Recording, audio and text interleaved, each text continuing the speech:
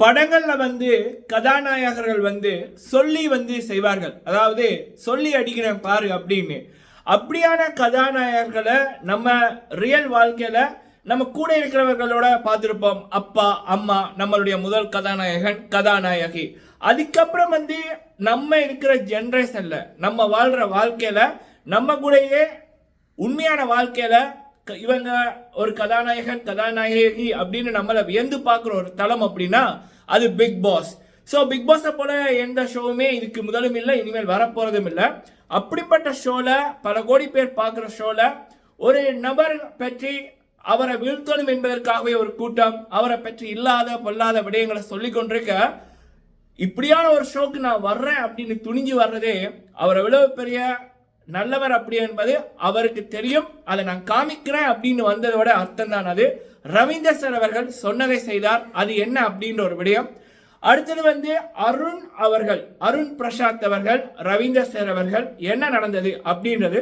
அடுத்தது இந்த வார வெளியேற்றம் 24 மணி நேரத்தில் சச்சின் அவர்கள் வெளியில போனது அது வேற, அது பிக் பாஸ் அனுப்பினது.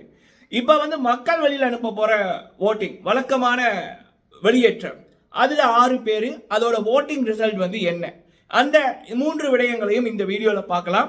ஃபுல்லா பாருங்க, லைக் பண்ணுங்க. ஃபர்ஸ்ட் டைம் வந்திருக்கீங்க அப்படின்னா மறக்காம சப்ஸ்கிரைப் பண்ணுங்க. உங்களுடைய கருத்துக்களை தவறாம சொல்லுங்க. முதலாவது விடயம் ரவீந்தர் சார் அவர்கள். ரவீந்தர் சார் அவர்களை பற்றி நான் பல தடவை பேசியிருக்கேன். இந்த பிக் பாஸ் ஐட்டம்லயே இன்னைக்கே 2-3 வீடியோ போட்டிருக்கேன். ஸோ நான் ரசிக்கின்ற ஒரு மனிதர். அப்ப அவர் நேற்று எபிசோட்ல சொல்லியிருப்பாரு, நான் பிக் பாஸுக்கு இருக்கணும் அப்படின்னு நினைக்கிறதுல காரணங்கள் அப்படின்னு.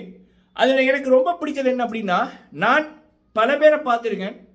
ரவீந்தர் சார் அவர்கள் மீது இருக்கிற பொறாமையிலேயே சக பிக் பாஸ் இந்த ரிவ்யூ பண்ற சில பேரு அந்த பொறாமை, அவரை போல வர முடியவில்லையே, எவ்வளவு வேலைகள் பண்ணாலும் அவரை போல வர முடியலையே என்று போட்டு மறைமுகமாகவும் நேராகவும் சில விடயங்கள் பண்ணுவார்கள் அவரை வீழ்த்தோணும் என்பதற்காக. ஒரு நேர்மையான மனிதனை, உயர்ந்த மனிதனை வார்த்தைகளோ இல்ல வேற செயல்களோ வீழ்த்தவே முடியாது. அதற்கு பல ஜான்பவான்கள் உதாரணம். ஸோ அப்படி இருக்கக்குள்ள ரவீந்தர் சார் அவர்கள் ஒரு விடயம் சொல்வாரு. இப்ப என்ன பத்தி பல பேர் புரணி பேசுறாங்க. இப்ப நம்ம ஒருத்தரோட பழகி போட்டு வெறுக்கிறது வேற, ஆனா பழகாமலே வெறுக்கிறது நியாயம் இல்லை அப்படின்ற ரீதியில. ஸோ அப்ப நான் யார் என்றதை காமிக்கணும், தெரியாதவர்களுக்கு தெரிவிக்கணும் அப்படின்ற ரீதியில நான் இந்த பிக் பாஸுக்குள்ள வந்தது ஒரு ரீசன் அப்படின்ற மாதிரி அவர் சொன்னதும் சரி. சக கலைஞர்கள் நான் பார்த்த வரைக்கும் ரவீந்தர் சார் அவர்கள் பல பேரை ரசிப்பார். உச்சத்தில் பல பேர் இதை பண்ண மாட்டாங்க. உதாரணத்துக்கு நானே ஒரு 25 சப்ஸ்கிரைபர்ஸ் இருக்கக்குள்ள என்னுடைய சேனல் டேனிஸ் வியூ முதலாவது சேனலை அவர் அப்பவே அவர் மில்லியன் கணக்கில் இருக்கிற சேனல்ல பிக் பாஸ் ரிவ்யூ பண்றாரு, படங்களை தயாரித்து வெளியிடுறாரு. அவர் என்னுடைய வீடியோவை பார்க்குறாரு. பார்த்தது மட்டும் இல்லாமல் பல நாள் பார்த்துருக்காரு. அதுக்கப்புறம் ஒரு டைமில் நம்ம ஒரு சோர்வா என்னவோ பண்ணிட்டோம், ஏன்னா அது சப்ஸ்கிரைபர்ஸ் வரையிலையே அப்படின்னு. நான் ஒரு தோர்ஸில் ஏதோ ஒரு வீடியோ போடக்குள்ள ஒரு கமெண்ட் ரவீந்தர் சாரோட கமெண்ட், தம்பி இப்போ ஆரம்பத்தில் 5 பேர் பார்ப்பாங்க, அப்புறம் 50 ஆகும், 500 ஆகும், 1000 ஆகும், 5000 ஆகும், 5 லட்சம் ஆகும். ஸோ என்ன நடந்தாலும் உன்னோட பேச்சை விட்டுறாத, தொடர்ந்து முயற்சி செய், அண்ணன் நான் இருக்கேன் அப்படின்ற மாதிரி என்கரேஜ் பண்ண ஒரு மனிதர். அப்பவே அவர் யாருன்றதை அது காமிச்சிருக்கு. சரியா? ஸோ அப்படி இருக்கக்குள்ள இந்த பிக் பாஸ்ல ரவீந்தர் சார் சக கலைஞர்களை ரசிக்கிறாரு. ஜெஃப்ரி அவர்கள் அவர் பாராட்டின விதம் இருக்கு பாருங்க. ஸோ அப்படி ஒரு அற்புத மனிதர். அவர் சொன்னது அதுதான், அவர் சொன்ன அத்தனை விடயங்களும் நேற்று எபிசோட்ல அவர் செய்யலே காமித்திருக்கு.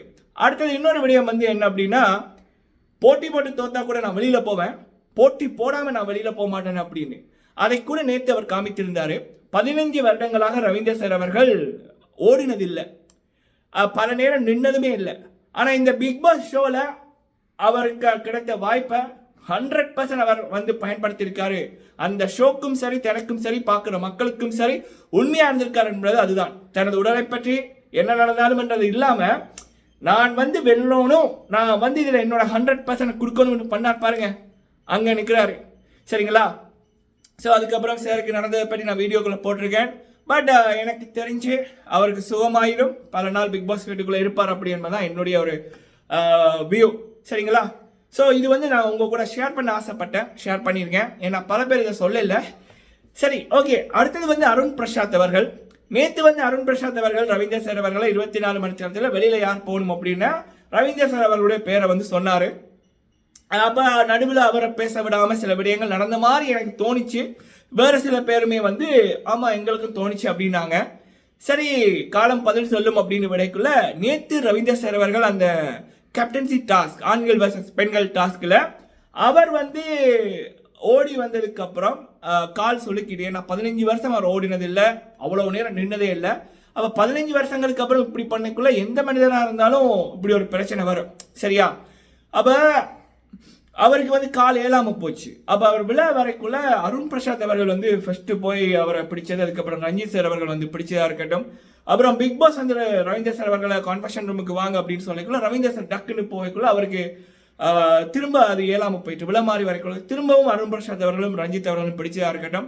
அப்புறம் ரவீந்தர் சார் அவர்கள் கான்ஃபரன்ஸ் ரூம்லேருந்து வந்ததுக்கு அப்புறம் ரவீந்தர் சார் அவர்களை அருண் பிரசாத் அவர்கள் அண்ட் பாய்ஸ் டீம், முக்கியமாக அருண் பிரசாத் அவர்கள் அவரை கேர் பண்ண விதம், அந்த படுக்க வச்ச விதமாக இருக்கட்டும், அதுக்கப்புறம் வந்து அவரோட பேசினதா இருக்கட்டும், அவர் வந்து ரவீந்தர் சாரை 24 மணி நேரத்தில் வெளியில் போகணும் அப்படின்னு ஒரு செலக்ட் பண்ணதை வந்து அவருடைய உடல்நிலை கருதி, அதாவது இந்த 18 பேரில் யாரால தாக்கு பிடிக்க முடியாது, அதாவது பிக் பாஸ் சொல்லிட்டார் ஒருத்தருடைய பேரை நீங்கள் சொல்லித்தான் ஆகணும் அப்படின்னுக்குள்ள அவர் வன்மத்தில் சொல்லல, ஒரு கேரளா சொன்னதாகத்தான் அது அந்த காலமே வெளிச்சம் போட்டு காமிச்சிருக்கு, சரிங்களா? அதை வந்து அவர் ரவீந்தர் சார் அவர்களை கேர் பண்ண விதம், அவரை பார்த்துக்கிட்ட விதமே நமக்கு ஒரு உதாரணமாக அமைஞ்சுது, சரிங்களா? இதையும் நான் சொல்ல ஆசைப்பட்டேன், சொல்லியிருக்கேன். ஓகே, அடுத்தது ஓட்டிங் நிலவரம். 6 பேர் நாமினேஷனில் இருக்காங்க. இந்த வீக் மக்கள் செல்வம் நடத்த இருக்கின்ற முதலாவது வீக்கில் வெளியில் போகிற நபர்கள் அந்த பட்டியலில் முதலிடத்தில் வந்து சௌந்தர்யா அவர்களுக்கு 23% ஓட் வந்திருக்கு. 2வது இடத்துல முத்துக்குமரன் அவர்கள் இருக்காங்க, 20.81%. 3வது இடத்துல நம்ம ரவீந்தர் சார் அவர்கள் 15.03%. 4வது இடத்துல ஜாக்லின் அவர்கள் 14.79%. 5வது இடத்துல அருண் பிரசாத் அவர்கள் 13.7%. கடைசி இடம் 6வது இடத்துல 12.61%. இந்த ஓட்டிங் அடிப்படையில் இதுவே கண்டினியூ ஆச்சுன்னா ரஞ்சித் அவர்கள் வெளியில் போக சான்சஸ் அதிகம், சரிங்களா? வழக்கமாக இந்த ஓட்டிங் இது நம்ம பார்க்கறது தான். தமிழ் கிளிட்ஸில் என்ன ரிசல்ட் வருதோ அதுதான் ஹாட்ஸ்டார்லையும் வரும், சரிங்களா? தமிழ் கிளிட்ஸில் யார் கடைசியில் இருக்காங்களோ அவங்க தான் வெளியிலையும் வந்து போவாங்க. இது காலங்காலமாக நடந்து கொண்டிருக்கின்ற விடயம். ஸோ மக்களே, ஒன்று தான், போட்டி போட்டால் நம்ம தோத்துடுவோம், போட்டி போட்டால் ஜெயிப்போமா மாட்டோமா அப்படின்னு போட்டி போடாமல் இருக்கிறவன் தான் கோலை. போட்டி போட்டாலும் நம்ம தோப்போம், நம்மளால வின் பண்ண முடியாது அப்படின்னு தெரிந்தும், இல்லை நம்ம வின் பண்ணுவோமா மாட்டோமா ஆனால் நம்ம முயற்சி செய்வோம் அப்படின்னு வாரவன் தான் உண்மையான வீரன். ஸோ அப்படியான நபர்களுக்கு இடம் கொடுங்க, சரிங்களா? அப்படியான நபர்களுக்கு வந்து உங்களுடைய ஓட்ஸை வந்து போடுங்க. ஒருத்தரை பற்றி சொல்கிறாங்க, ஆனால் உங்களுக்கு அவங்கள பற்றி எதுவுமே தெரியாது, நீங்கள் வந்து அந்த இடத்துல இல்லை, கண்ணால் பார்க்கல, காதால் கேட்கல, எதுவுமே அவங்க கூட பழக இல்லை, ஆனால் அதனால் காரணம் இல்லாமல் வெறுக்காதீங்க. அப்படி என்பது என்னுடைய ஒரு ரிக்வெஸ்ட். நன்றி.